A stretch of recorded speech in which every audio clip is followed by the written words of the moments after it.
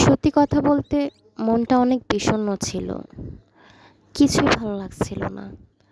হঠাৎ mobile scrolling করতে করতে টিকটকে একটা খুব সুন্দর হাদিস সামনে আসলো।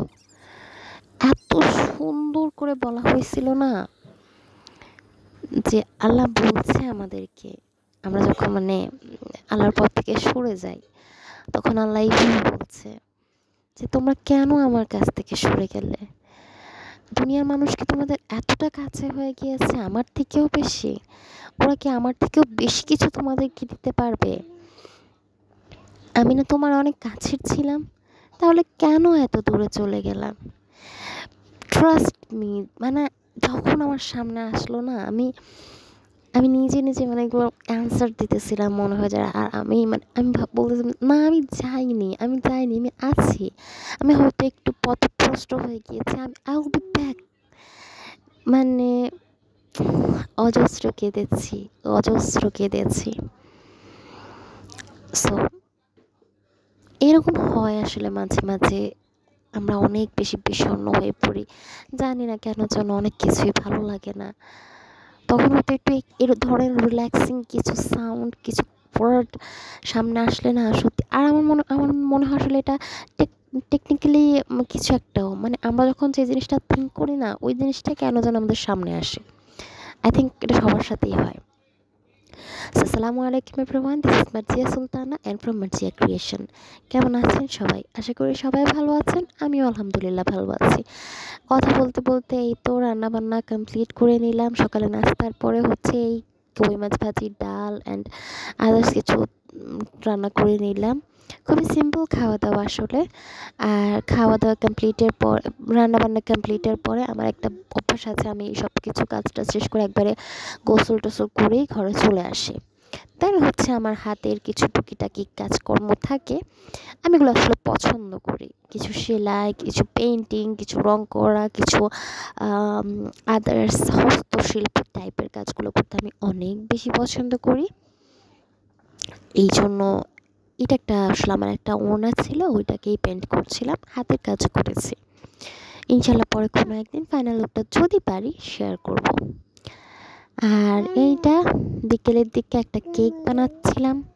আমার ঘরে যেহেতু ওভেন নেই, আমি হচ্ছে চুলাতেই কেক তৈরি করি। মাশাল্লাহ অনেক ভালো হয়। সো এই যে নর্মালি হচ্ছে আমি একটা ভ্যানিলা কেক তৈরি করে নিলাম। আর এটা হচ্ছে আমার পরের দিনের ছোট্ট ক্লিপ। এখানে হচ্ছে আমার ওই কিছু আমার বলতে আমার খালা শাশুড়ি, তারপর হচ্ছে কিছু গেস্ট এসেছিলেন, ওনার পরিবার বর্গ নিয়ে বেশ অনেক মিলেই ছিল। সো একটু আয়োজন ছিল। সো আর এই পরের দিন হচ্ছে খাওয়া দাওয়ার পরে আর কি সবাইকে একটু সিঙ্গারা বানিয়েও খাওয়ালাম। আমি মাশাল্লাহ সিঙ্গারাটা আমার হাতে অনেক ভালোই হয়, খেতে খুব মজাই লাগে।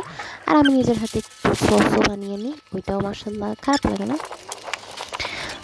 আর ওনাদের জন্য একটা হাঁস আনা হয়েছিল, বেশ বড় সাইজের। সবাই চেয়েছিল, যেহেতু মোটামুটি শীত তখন, তো হাঁস দিয়ে কেউ পরোটা দিয়ে খাবে, কেউ হচ্ছে ভাত দিয়ে খাবে, যার যেরকম পছন্দ। আর এই হাঁসটা হচ্ছে আমার শাশুড়ি আমার রান্না করেছিলেন। আর আমি এখান দিয়ে হচ্ছে মাঝখানে একটু ব্রেক নিয়ে নিলাম। আমার আবার চা অনেক বেশি পছন্দ, সো কাজের ফাঁকে ফাঁকে আমার এই কাজটা হয়। আমি মাঝে মাঝে হচ্ছে একটু টি ব্রেক নিয়েই থাকি। আর এই যে বাকি সব কেটে আমি রেডি করে নিচ্ছি, যাতে করে আমার শাশুড়ি মা বসে রান্নাটা করে ফেলতে পারে। এখানে আজকে কিন্তু না কিছু দু একদিনের হচ্ছে ক্লিপগুলো অ্যাডজাস্ট হয়ে গেছে, যেহেতু আমি রেগুলার না, সো একটু একসাথে হয়ে গিয়েছে।